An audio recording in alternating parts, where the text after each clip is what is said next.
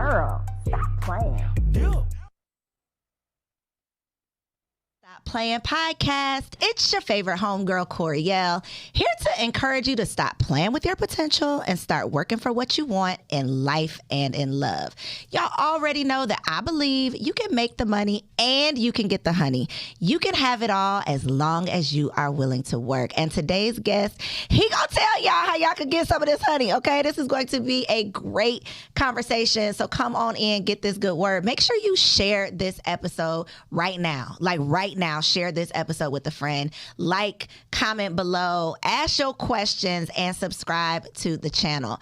This week's episode is brought to you by Work University, which happens to be the first Black woman-owned, I'm the Black woman, y'all, the first Black woman-owned online trade school that is on a mission to connect Black women all around the world with the resources that you need so you can turn your existing skills into new streams of income.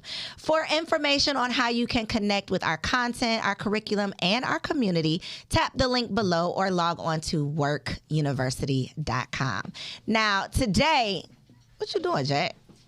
Today we got Jack Daniels in the building like the drink, y'all. Jack Daniels is here. He is the former host of the Black Love TV show, a five-time, count it up, 1, 2, 3, 4, five-time best-selling author and founder of the Goodmen dating agency. If that don't deserve a round of applause for all of the good women who are tuned in trying to get themselves a good man, listen up, because he gonna tell y'all how to do it. Welcome to the show, Jack. Thank you for having me. That was like awesome. Thank you. I feel like I just walked down to the Apollo. Come on. Yeah, I mean, I do. We I really official do. up in here. You doing it. I'm doing it. Let me tell y'all how I know Jack, okay? Me and Jack go way back. I don't even know if you know this, Jack, but I used to have the Single Wives Club, right? I remember I know that. you know that. Yep. The very first time I ever got booked to do a panel interview at a church, y'all, way back when, might have been like 2012, 2013, something like that. Okay. Church panel, Jack was on the panel. I got my single wife shirt. Jack got his I need a wife shirt. Oh, that was back then. That was back then. He like, okay, now I know you're talking about. That was Yeah, back so when then. I say we go way back, we go way Yeah, back. We've yeah. both like evolved. Hey, but I got the husband, you found the wife, we found did a the wife. thing. I just did mine a little sooner. You did yours a little sooner. That's all right, though. Yes, you did yours a little As sooner. long as it happened for you. It did. It did. It happened. I was a little more seasoned than I expected to be, but you know what? God had a plan. I want to know though from you, Jack, because back then, I'm sure you got like mixed reviews with the I need a wife thing. Did you or no? No, not at all. So the only mixed review I got was from the girl that I was dating before I started the tour. Oh. Those were the mixed So you reviews that had I a got. girlfriend, but you still felt like I need a wife and it wasn't her. It wasn't that. So the I Need a Wife tour was not about me finding a wife. Okay. It was about introducing men. It was talking about men. It was helping men have a voice. I ran into so many guys that were saying, hey, I'm single, successful, ready to be married, but I can't find a quality woman. Okay. So I really wanted to give men a platform and an opportunity to be able to express themselves, but then give them information and tools to help them understand how to better overcome what it was that they were struggling with, going through, whatever the case. So we went around the country, 14 cities, over 22,000 people, and we did all of these symposiums and forums, and we brought all these people together, and it was amazing. So you had all these guys that were single and these women that were looking, and I said, hey, y'all all in the same place, let's mix and mingle. And that's what it was all about. It was about the men. Now, she took it like, you trying to say I ain't good enough. It ain't me. You gonna be wearing around with this T-shirt on. Any woman would feel like that, Jack. Yeah, but I'm dating the man that got the I need a wife shirt on. But I told her she was good enough. She just wasn't the one for me. I was gonna say this was not Marshawn. This was not the wife. This was definitely not her. This was a woman who, because she didn't understand my purpose, we weren't in alignment. Gotcha. And for her not to be able to understand that, it meant a lot to me. So I said to myself, if you can't get with me on this, if you can't ride with me on this, there's so many other things that I'm going to be doing that you ain't gonna get. You're not going to get. Did you break up with her that day? You did not. You did not, okay, Jack. Okay, so listen. So I was just talking about this with my good friend April Mason. Yes. Hey, April. When you coming to the show, April? Yeah. So me and April, we went to an ice cream something. I don't know where it was. It was in Buckhead somewhere. We went to an ice cream parlor. She sat me down and she was like, "That's not the girl for you." I said, "Are you sure?" I'm like, "But she's and I She like it." looked like the girl for me. Everything was like Tight and right. And she said, "But she doesn't get what you're trying to do." And I said, "You're right." So I did break up with her. I didn't break up with her like immediately, but like probably like a week, 2 weeks. I was like, this ain't okay. So you didn't. The reason I asked that is because a lot of times I feel like, and you could correct me if I'm wrong, but I feel like men realize, okay, you're not the one, but you are one. So I'm gonna just keep you around for a little bit because you are tight and right. So That's true. I'm not gonna say most. Go ahead and say some most. men do that, but that's back then I was talking about the freak friend forever. You remember that? No, I don't. You don't remember the freak friend people forever? don't know about it. So what is the freak and the friend and the forever? Back then I was talking about men group women into 3 categories. There's the freak, the friend, and the forever. The freak is the one who it's the straight up drop it like it's hot, no questions asked. You know what she gonna do. You call her up, that's what she does. The friend is the person that you can rely on. The person that it's probably platonic. You can lay your head on her shoulder. You can cry, tell her all your feelings, but she's not the one that you actually marry. The forever is the woman that has marriage potential and the one that you marry. Now, the problem is, men have all these 3 categories, but what happens is women get confused about which category they're in. It's a lot of freaks who think they are forever, when typically they're not a forever. They're just the freak. And men, what they do is they keep some of these people on the side, and then these like the platonic friend, she can possibly move up to the forever, but the freak will never become the forever. But she's misconstrued, and she thinks that she will, so she sticks around. And the guy will string her along with all of his stringing strategies. Which was going to bring me right around to, is she confused or are y'all confusing her? Because how could she stick around? Most of the time, it's the guy doing the confusing. Don't get me wrong. It's a lot of guys that are selfish. And they're playing that game, and they're trying to get what they can get until they get with the one that they actually want a wife. And she, hopefully, is the freak, the friend, and you're going to keep her forever. But you can only be the freak, friend, and the forever when you become a wife. If you're not a wife, you can't be all 3. A lot of women say, well, I'm all 3. No, you're not, because he didn't wife you. But you want the wife to be all 3. You want her to be all 3, yes. But ladies, you can't be out here being a freak. And when you're trying to be the forever. I think that is a big misconception. Which one? Which part? The part that is, I'm going to show him the freakiness so that he wants me forever. Men don't buy that. Men don't buy that. We don't buy that. We can get They rent it. They rent it, but they ain't buying it. They rent it. They don't buy it. We can get a dime a dozen. I just talked to somebody who was saying sex is really, really cheap abroad. You can buy it for a minimal price. But that's not what you... Sex is great for men, but I want women to understand how men think about sex. It's not just necessarily like, sex for us is more of a release.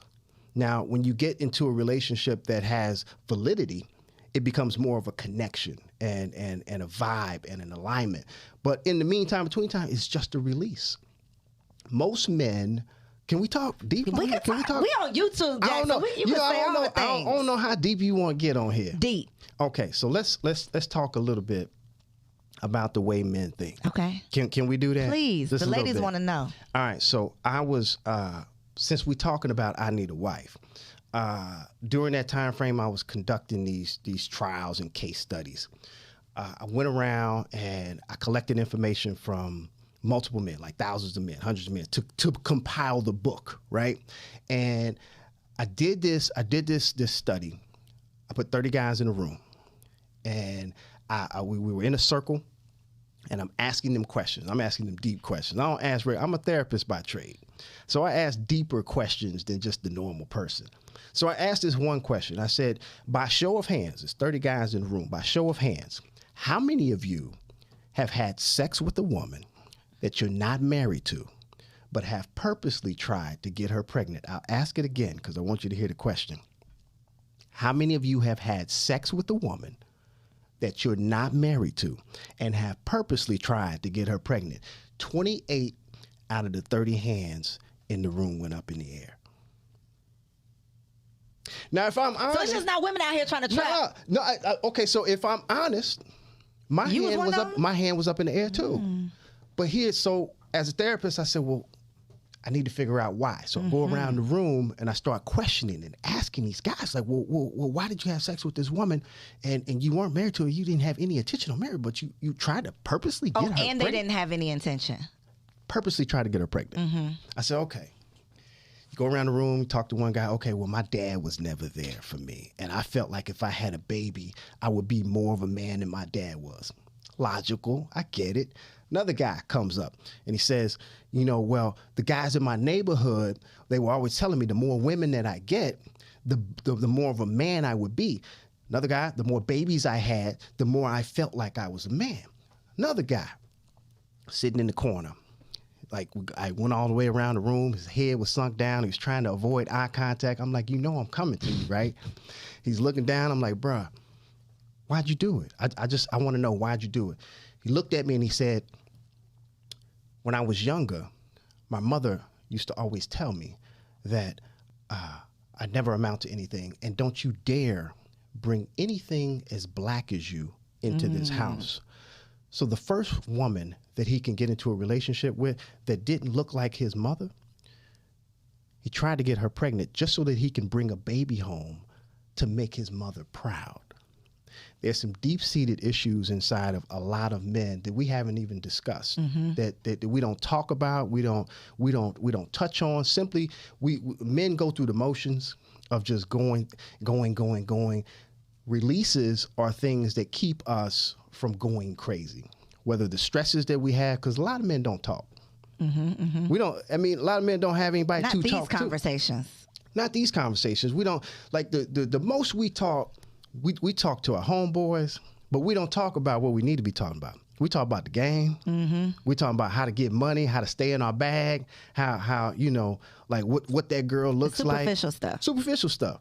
But you need to have deeper conversations with some of these guys that you're hanging out with and understand, hey man, are you stressed today? What's stressing you? What are you doing to actually relieve and release some of that stress? Some of these men are doing some violent, some crazy things. I mean, from the social emotional standpoint, you gotta get deeper into who you are as a man. So sex for us is not just about the connection piece like it is for women.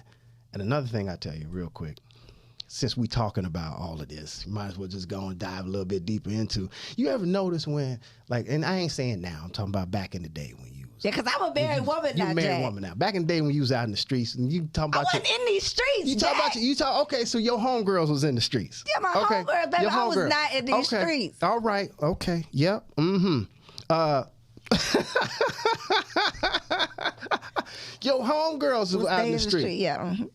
I want you to think about the love of your life, or your first boyfriend, or boyfriend that you had in college, or whenever the case. When was the first time that he said, "I love you"? Think about it. This is my homegirls, right? This is not me. This your homegirls, typical homegirls. Oh, probably when they was having sex. When they was having sex. Okay. Now, did he love you, or did he love the feeling that he had? It's a big difference. Because if he loved you, he would have said, "I loved you" without the interaction of that feeling. Thing is, he just wanted to express himself. This is a safe space. This is an area that I can actually express myself emotionally, because oftentimes we don't get a chance to express ourselves.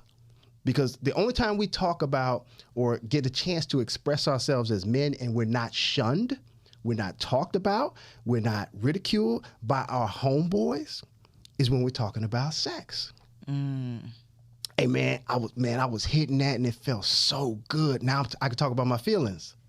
I mean, boy, when she did this thing, boy, I felt so good, dog. And your boy will celebrate you.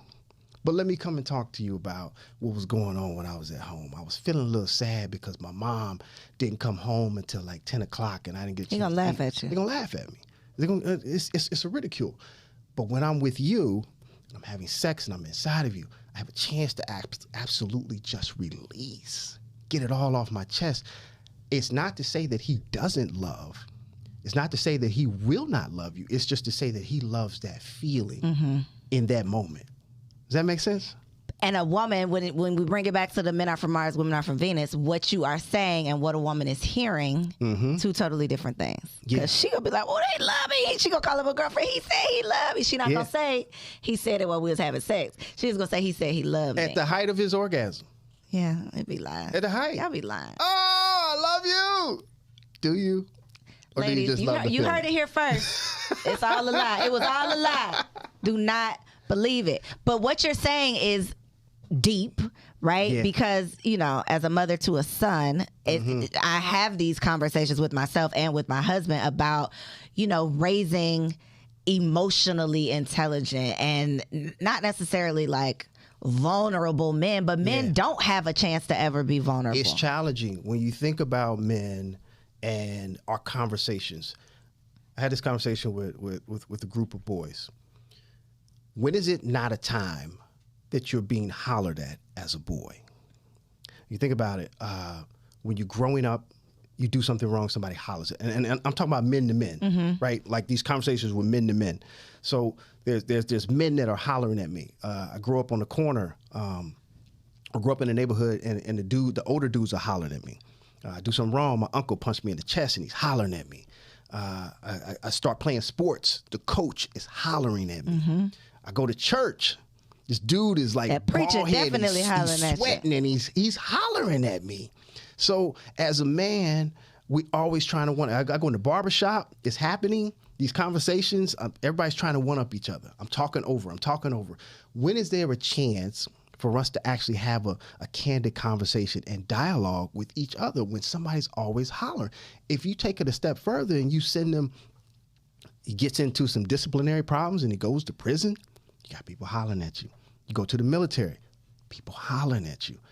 When as a man can I have a candid conversation about my feelings, about what's going on inside of me? We got to start having bigger, broader, deeper dialogues with one another as men and challenging each other to do so. So are you still offering therapy? Because they're going to be like, I need to holler at Jack after this. What you doing now, Jack? You offering therapy still? And my price is high. You know that. Damn. Okay, so if you don't got a big bag, holler at your boys. Don't holler at Jack. Okay. But what you do have is the Good Men's Club. The Good Men's Club.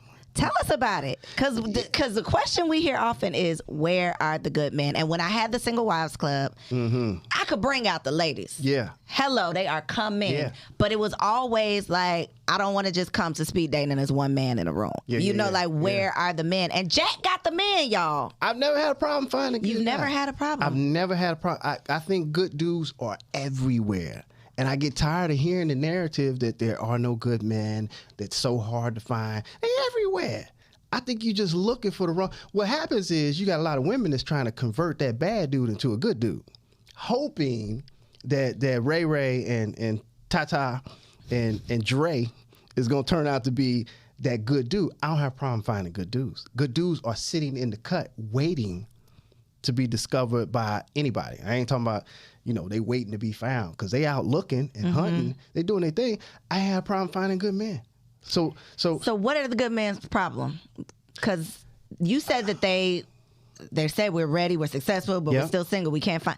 What is their chief complaint? Like, what is their experience? I think it has become this.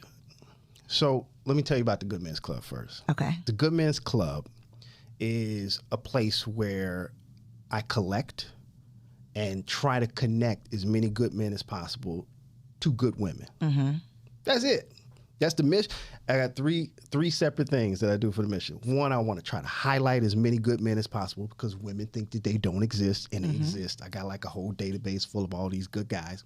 Second thing is, I want to help you understand the minds of men. So get inside of like, well, what's really going on to your question? Like, well, why are we failing to connect? Where's the disconnect? And then the third thing is to just hook you up. I just want to hook you up. So I want to highlight men, help you understand them, and hook you up as best I can. That's all the Good Men's Club is. And, we do live streams like every week, and I introduce you to... Every Wednesday, 9 p.m., 8 p.m. Central. And I'm introducing you to great guys that I'm talking about good guy. I'm talking about. Oh, I be sending the ladies. I be sending your videos to the ladies. Like, you need to tap in. Like, look, these guys like never been married, no kids. They looking one for of them was on that line, though, Jack. Let me just tell you. Okay, wait a minute. Tell One me of them which was one. on. I don't even remember which one, but I tuned in one night and it was like he rehearsed these answers. It was like everything he said. He wasn't lying. He was lying. I think he was lying. Listen, I vet these guys so hard. My questions are hard. I don't play around because I believe, and the one thing I believe in is protecting black women. Mm-hmm. I stand by it. I'm firm with it. So I want to make sure that there's a process in play, so that protects them in a way that steers them away from some of the scams and some of the foolishness, because there's a lot of it out there. So what's the next step after the show? Do women like write you and say, I want him? Like, what happens after that? If somebody sees it and I actually give them a chance to shoot their shot. I give them that guy's information and say, hey, if you're interested, reach out. If you're not interested and you know a homegirl or a sister or a cousin or auntie or something, pass it on to somebody else so we can all get connected. So for me, I want you to shoot your shot. I always tell people I'm not a matchmaker. Don't hold me accountable now. I am not a matchmaker. I am a multiplier. Come on, multiply. I am going to multiply your options and opportunities for you to be able to meet someone that's going to and put you in position to be able to be found, be discovered, but I am not a matchmaker. Because that matchmaking thing, whew. I don't play. I mean, that's for other people to do. That's not for me to do. That's not your I just want ministry. to create opportunities for you to be discovered. So what are these men looking for? Peace. Whew, how many? If I had $1 Peace. for every time I've heard that, what does that look like, though? Is that just like being nice, being pleasant? Like, how does a woman become more peaceful? I think let's dial it down. Dial it down, disconnect from everything outside of yourself. And what I mean by that is there's a lot of social media, there's a lot of television. Mm-hmm. We got to disconnect from some of those things so that you can get in tune with who you are and what it is that you want. I always tell women that it's 3 things that's keeping you single. Take out your notepads, ladies. Your list, your love story, and your location. Okay. Your list, your love story, your location. Your list is entirely too long and inaccurate. So some of the things that you actually looking Silly for little things do not exist and has keeping you stuck.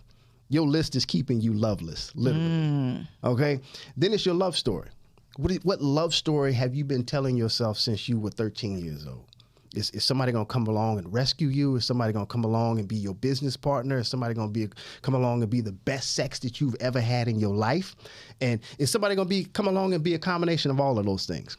Your love story or the past love stories that you failed at, some of those past dramas, those heartaches, those hurts, those hard times that some guys actually put you through, is that love story keeping you from being discovered by somebody else because you've been wearing that as a badge on your forehead that says, don't you dare come into my space bringing that foolishness, when he didn't even try. This is a brand new guy. Mm-hmm. This ain't Tyrone. This ain't Dre. This is a brand new guy that wants an opportunity to be able to explore who you are as a woman, your love story or your location. They got to move? I'm not saying move, but you need to move. met my husband in Atlanta, Jack. They say they ain't here. Oh, they here. I know they here. You need to move. I ain't saying you need to move. You need to move differently. Ooh, okay. How you move and where you move. Example. I don't know how many single women that I have met that live in the suburbs. What are you doing in the suburbs? Ain't nobody in the suburbs but married men looking to be somebody's sugar daddy. You're not going to run into him in the grocery store. You're not going to run into him at the car. Well, I be going out. I don't be seeing nobody but married people. That's because you live in the suburbs. You need to go to where men are. If you're looking for men that are of caliber, that have what it is that you desire, you need to be in spaces and places that they actually are. Like it's not hard to meet great guys. You sitting at home on I put a post out like all the time. They say he can't find you on your couch. Facts. He can't now. Yes, he can. I can sit. Girl, you better get out the house. He ain't gonna find. Go to some of these spaces where quality guys actually hang out, and I try to showcase that to women. Like I meet guys all the time. I meet them at these events, at a lounge, at conferences, at Home Depot. It's a gang of men at Home Depot. I hate going to Home Depot. I never want to go there again. But you know what? You know when you go to Home Depot, some of y'all be going to the Home Depot at the wrong time. A lot of women say, oh, okay, I'm going to Home Depot, and they make a big deal out of it, and they get up on Saturday mornings and go to Home Depot. Ain't nobody at Home Depot on Saturday mornings except husbands doing honeydews. When you supposed to go? Go on an off day, during the weekday, early in the morning, when the contractors are there. The contractors are the ones that actually that's a different strategy. The contractors are the ones that control the money. They there for work. They're not there for the house. They there for the work, but they there to get the materials for the people that work for them. For work, yeah. Okay, you understand what I'm saying? I ain't talking about the dude that's fixing something. I'm talking about the dude that's paying for the people that are actually fixing something. Yeah. Okay, I hope y'all got your. He right, y'all. He is not lying. You know where the good men at. Let's say, okay, you going to the grocery. I go to the grocery store. Okay, you go to the grocery store. I'm always at the grocery store. I don't see no men at the grocery store. I don't see them at Target. Ain't no men shopping. Ain't no single men shopping at Target. Facts. Ain't no single men shopping at TJ Maxx or Marshall. Look, if you gonna go to the grocery store and you're gonna meet single guys, this is when you go to the grocery store. Can I tell them? Tell them, please. This is when you go to the grocery store at 9 o'clock at night. Late night. On a weekday. Mm-hmm. Let me tell you, and these the aisles you go down. You go down the bread aisle. You go down the cereal aisle. Because these men cannot cook their home making sandwiches and bowls of cereal. You know he's single. He's single. Like, what is he doing in the cereal aisle at 9 o'clock at night? With his grown ass. Yo, you right. He's single. He ain't got no food at home. And he's just there to pick up. realized he don't have no food. You go to the grocery store after 9 o'clock p.m., you going to see nothing but men in there. I promise you. I've sent women there I don't know how many times, and they've lucked out. Now, here's how you go to the grocery store. Let me tell you that. Don't get all dolled up. Don't put all your heels on, come from work, smelling all good. No. Put your yoga pants on. Put your little what you call that thing? Like the t-shirt. Tank top? The tank top. Put your tank top on. Put a ball cap on. I was about to say, not a bonnet, Jack. We ain't sending them to the store in a bonnet. Not a bonnet. Okay. Put your ball cap on and sneakers. Or just tie your hair in a ponytail. Put it up in a bun, whatever. Look as plain as you possibly can. No makeup, no done up. Take your eyelashes, all that stuff you don't need all that. And you know what? 9 times out of 10, you're going to get hit on. You know why? Because men like it when we know what we're going to wake up to in the morning. And if you all the way dressed down, I see exactly what you're going to look like. And I know what the baseline is. I know what I got to work with. And then we can grow from here. You can grow from there. But if you looking good right now, oh my God, when you try, it's going to be even better. 9 o'clock, dress down. Stop y'all doing too much. You're doing the most. And you don't need to. What was the question? We got to peace. What do the men want? Okay. Yeah, we got to peace. Besides the peace. Okay. That was good, though. I appreciate that tangent because they took some notes. They at the grocery store right now. Go after the show, ladies. Yeah, after the show. Okay, so we're looking for peace, but they're also looking for alignment. So I just had a guy on yesterday, and he was talking about purpose. And he was talking about, now he lives in Colombia, South America. Okay. Black guy lives in Colombia, South America. He can't find no wife in Colombia. I heard about this. He ain't looking for one in Colombia. Okay. He wants an American woman. Okay. He wants somebody that understands him, because if you have somebody from an international community or culture, it's hard to understand. There are barriers that exist. He said he comes back and forth all the time, and he said, "Look, I'm looking for somebody who gets me, who understands me, who knows how to make me feel like I matter, I fit in, I'm seen, I'm heard, and you understand some of my struggles." The man said, "Look, I'll come back and forth. All you need a passport. If I need to fly you back and forth, that's fine. I got a maid, I got a chef, and I got a driver. You ain't got to worry about nothing. And if we get real serious, I will relocate you." These are men. These are never been married, don't have no kids, 6'3", can bench press 315 pounds. These are men. Was he 315 pounds? He won 315? No. Okay. These are men. And they can find these replays where? Because they're like, well, where is he? I'm going to Columbia. You can go to facebook.com/Jack Daniels TV. And we can see the replay. You can see the replay. You could go through the Rolodex of the fellas. Yeah, go through all of them. And, go to YouTube. You can see all that. But that's not the point. That's the point. The ladies want to know where he at. I mean, but the point, they everywhere is what I'm trying to tell you. So they're looking for peace. Mm-hmm. They're looking for purpose. Mm-hmm. They're looking for potentially their next soul. I don't want to say next soulmate. Their last soulmate. Okay. Somebody who gets them. Someone who understands them. Because a lot of men feel like, can we be honest on here? Please. With this boss chick, boss movement, like we out here, we doing our thing. We don't need you. We got our own thing going on as women. Is that what we do? That's what I don't know. I don't know where that came from. It came out of the blue. I don't know. That's the best impersonation I got as a woman. Men are wondering, where do we fit? Where do we fit as a man? And how do I, if you don't need me, if you're so strong, what does that make me as a man? Does that make me weak? Or does that make me strong? Because if I'm strong and when you're strong, then who's going to hold us up when things are, you know what I'm saying? So I want to understand where I fit. Because I haven't met a woman yet. And I didn't coach thousands of people, counsel thousands of people from CEOs of corporations, Fortune 500 companies, to celebrities, to single moms, to even dudes in cell block D. I ain't met one woman. I ain't met one woman that has said she didn't want to just ride in the passenger seat. No matter how much boss chicken she doing, she just wants to ride.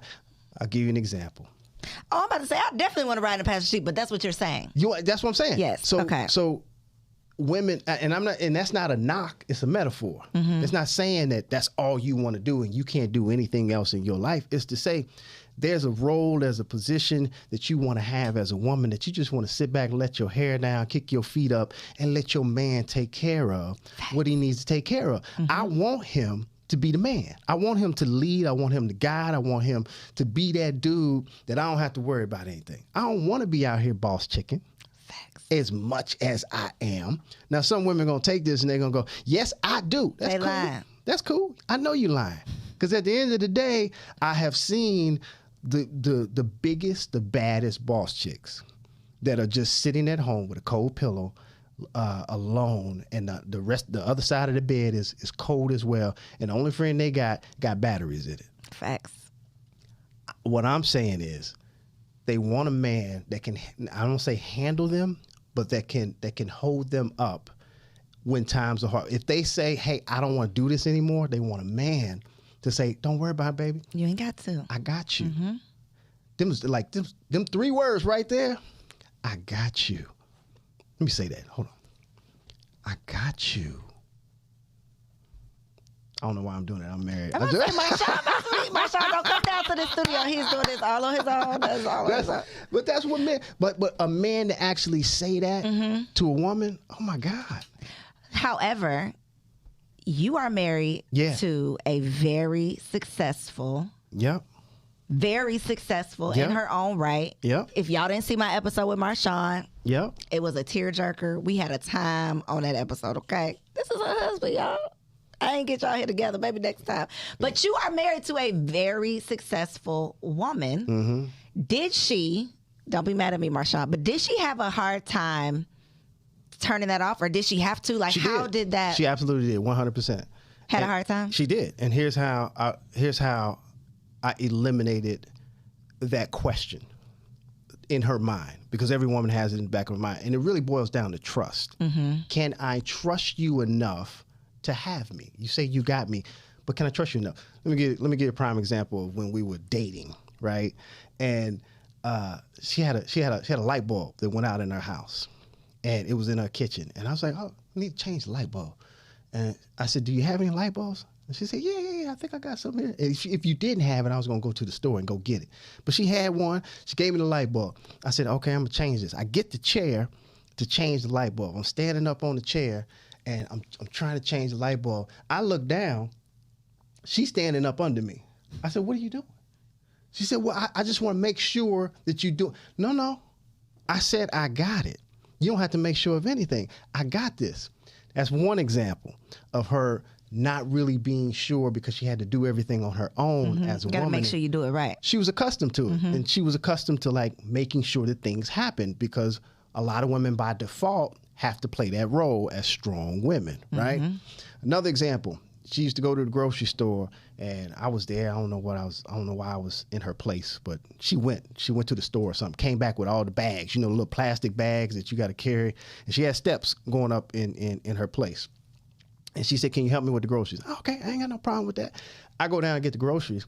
I come back up. Now, as a man, I grab all the groceries at the same time, bring them all up at the same time and be like, okay, here we go. Lock the doors, made sure. I only had to take one trip. Now, she says, that's it?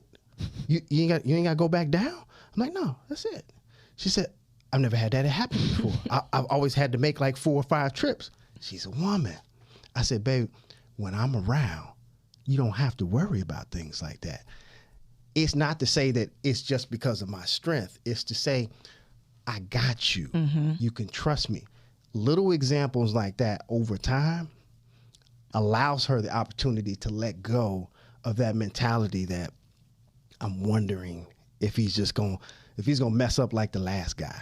Is he gonna leave me like the last guy? Can I trust him more than I trusted the last guy, or that I trusted my dad, or that I trusted the person that broke my heart, or I trusted my teacher or my uncle? Like, can I trust him so that I can relinquish control of everything that I've always been in control of? Little examples like that over time is how I snapped her out of it. Speaking of trust, though, y'all was real secretive and private with y'all relationship. Yeah, it was necessary. Why? Why, Jack? Because I remember I had this auction down at Frank Ski's. I had an auction, y'all, Single Wives Club auction down at Frank Ski's. Shout out to Rashad Ali. She hosted for me. And you came by to support. I think I remember But Jack that, yeah. would not be in the auction, and I did not know why. I'm like, Jack, why you couldn't be in the auction? Like, what's up? And he's like, I got a little something, I'm dating somebody. I'm like, Jack, I didn't talk to you a million times. We done had a dozen conversations, and I ain't know you was dating nobody. Yeah. You were not secretive, but keeping your private life private. How long did y'all keep y'all relationship secret? Because I think y'all were like working together and stuff, and nobody knew that y'all were dating. Yeah, that's true. Yeah, I think it was all the way up until we got engaged. Wow. I think when two people are in the public eye, sort of say, I think it was imperative that we were intentional about our relationship. So both of y'all were keeping it a secret. It wasn't just like you was hiding her. But it wasn't a secret. It just was we omitted information. Like we weren't. So what happens with a lot of people is they start this whole public persona thing. Like I'm gonna post on my like we go together. Like Facebook used to have this thing where like I'm in a relationship. Like what are you doing on it? And it's like what's interesting is I didn't know anything. I didn't look her up at all. Like when you first meet somebody, you Google them, you try to find out as much information. I was so tired of that. I really just wanted to get to know somebody for who they were. How'd y'all meet? Somebody hooked y'all up? No, we sat next to each other at a relationship symposium. Shout out to Paul Carrick Brunson. Come on, Paul Brunson. It was his book release that we went to, and I was just there. I had just finished the last event for I Need a Wife. I was done. The tour was over. I'm like, I need to shift into something else. I went to this event to kind of see, just, to support. I was there, like, he had a book launch, and she knew him, I knew her, and we, we went, sat next to each other, and she was sitting with some other dude that I thought she was with, some smoker-looking dude. I'm like, what are you doing with this little skinny cat? And, But it was energy. She was sitting next to me. I felt the energy, and it was just like a connection that was there. And, she shot her shot, and then she started She shot her shot. She started stalking me ever since, and Marshawn, don't come down to the studio. Are you lying? I mean, that's what had happened. She was. We don't believe you. And I said, okay, yes, I'll go out. Okay, with so you. this is definitely not the truth. I will go out with you if You pay for everything. No, I'm trying. Wait a second, though, Jack, because I got to talk about the lady shooting their shot. I don't think that was true in your situation. But let me tell y'all how Jack sent me off. Definitely not. And true. you might not remember this either. I got plenty of Jack stories. Let me remind you of another one. Oh, boy. So we sitting down together. I think we was talking about business advice. When I had the Single Wives Club, every business advice conversation turned into, so what you got going on? Why are you single? So Jack asked me the question everybody wants to know, well, what you got going on? And so I was like, Jack, saying the same thing I'm sure you probably heard a million times. Let me tell y'all what Jack told me to do. He said, you got to go out by yourself, sit at the bar, and make yourself available. Be open. That sounds familiar. Worst advice I ever got, Jack. Let Are me you tell serious? you, worst. It did not work for me. It might work for some of y'all. You went to the wrong place. I must have went to the wrong place because what that told the men at this place was like, she the freak, not the friend or the forever. I feel like, how'd you go? I've had no, I don't even do all that, Jay. How did I show up? No, I ain't look no type of way. Go ahead. But I've heard this. It wasn't just me. A lot of times when women make the first move or shoot their shot, the man takes that as like, oh, she's fast, oh, she's too forward, and it doesn't always work out. So do you still give that advice? I do, but that's the wrong type of guy. You don't want that type of guy. There's a difference between approach and pursuit.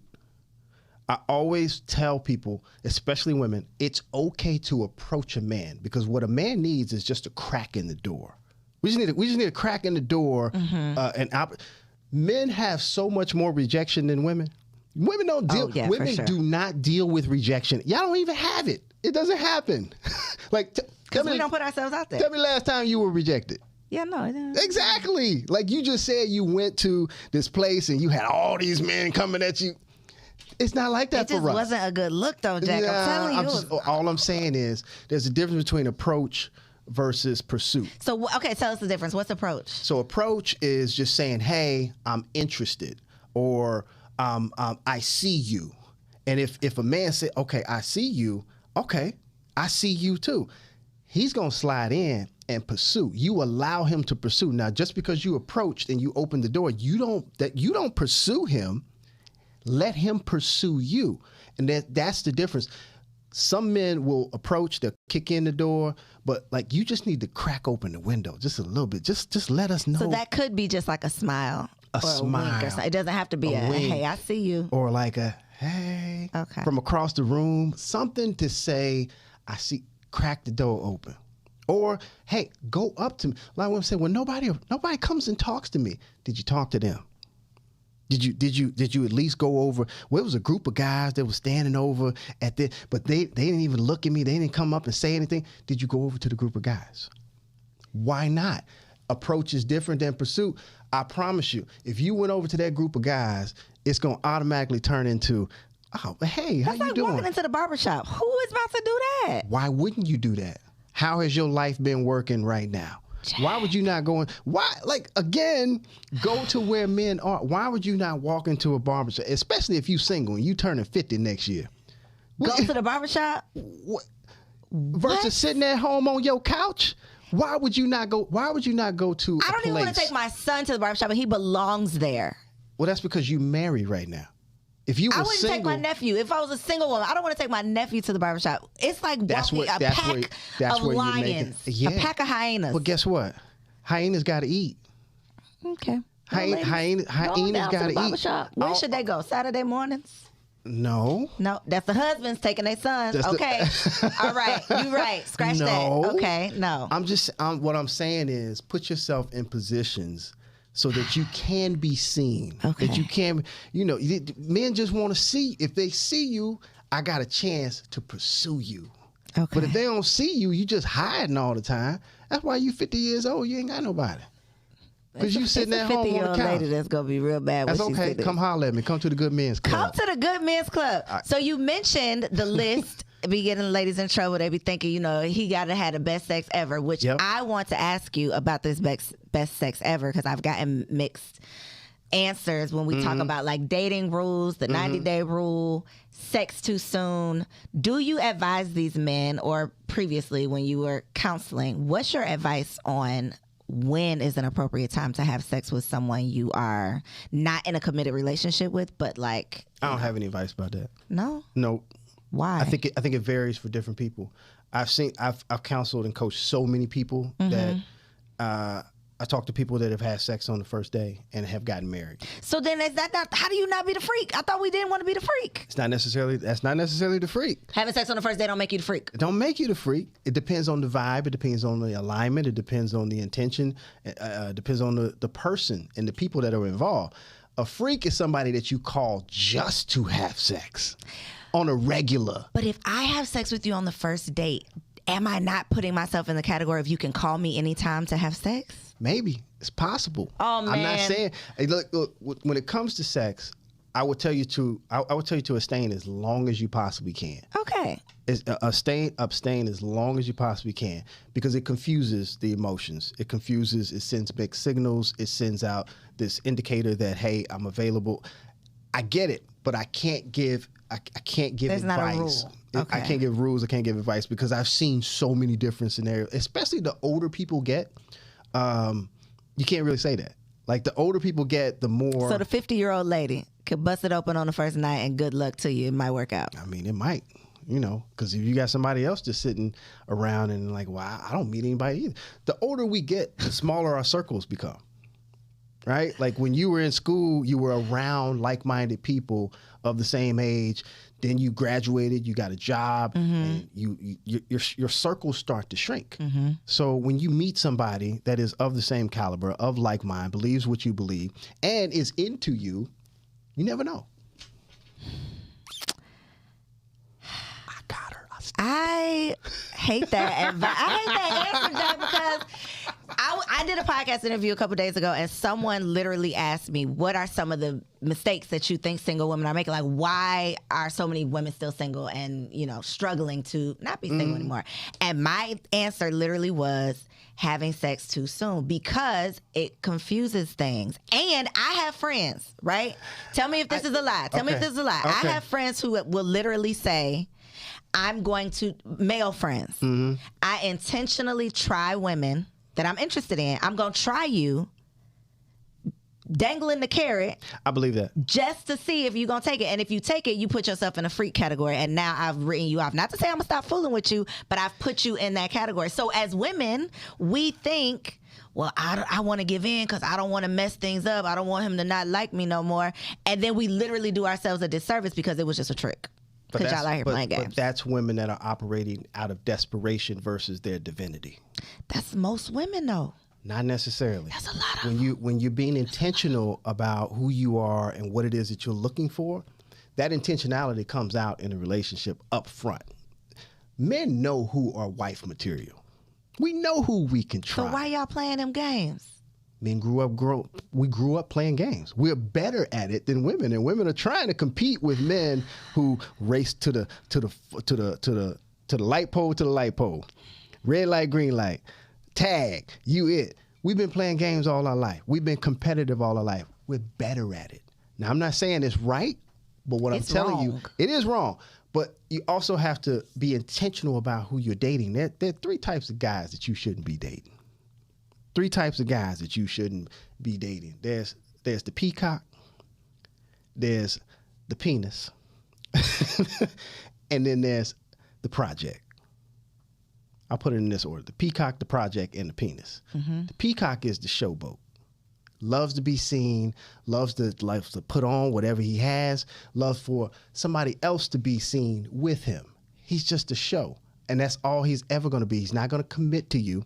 He just loves the show. So when another better show and an opportunity comes along, he's going to get rid of you. Then there's the project. Now, the project is the Build-A-Bear, the Build-A-Man. It's the guy with so much potential, the I'm about to guy. I'm about to start a business. I'm about to move up in my career. I'm about to get this house and this car. He's the guy that's always about, and you put in all of your energy and your efforts into fixing him. I got news for you. If you got a project, he's broken. Don't try to fix him. Then there's the penis. Now, the penis, you know who the penis is. You know him very well. The penis is the one that you can call whenever. Its typical name is Dre.